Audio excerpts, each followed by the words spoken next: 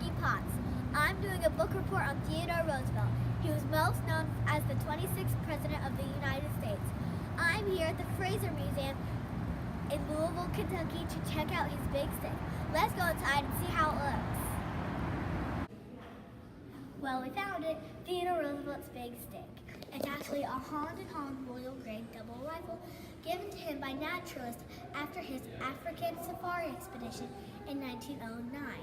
Theodore Roosevelt coined the phrase, "Speak softly and carry a big stick." That means he didn't want people to just use words, he wanted people to use actions to back up their words. Let's go see what else we can find.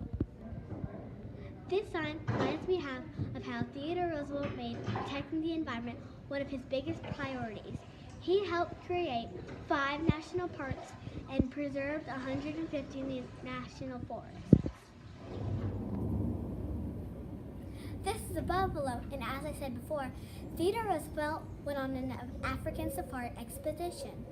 While he was there, he shot 512 animals. All but 12 of them went to scientists and museums and exhibits. 6 of them were buffaloes. Roosevelt was an excellent shooter and rode horses well. He was given the title of Lieutenant Colonel and was assigned to a cavalry unit. This unit was called the Rough Riders. They played an integral part in many battles.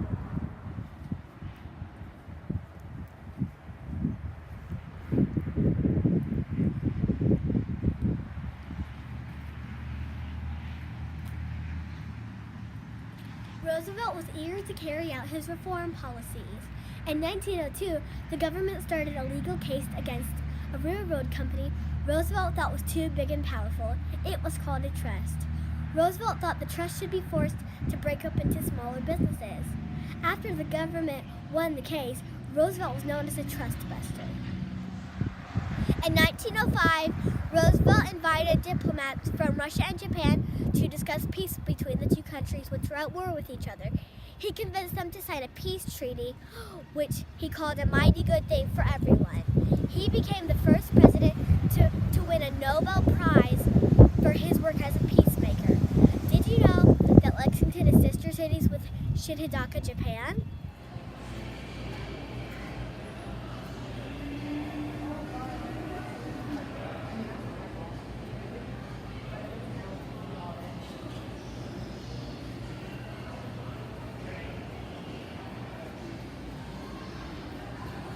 Roosevelt went on a bear hunt in 1902 in Mississippi.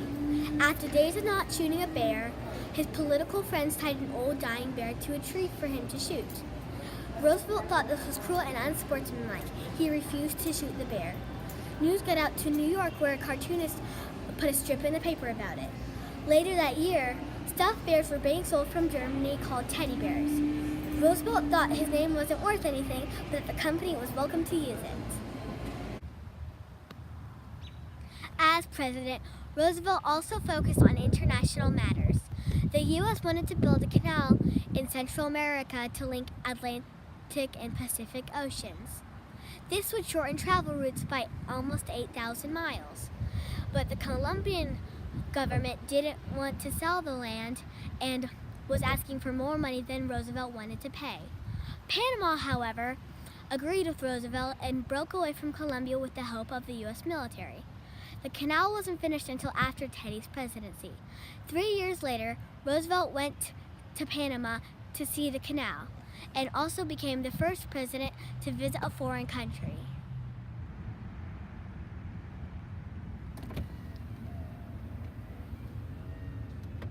Eight years earlier, he had been the first president to ride in the car. He was always up for trying something new.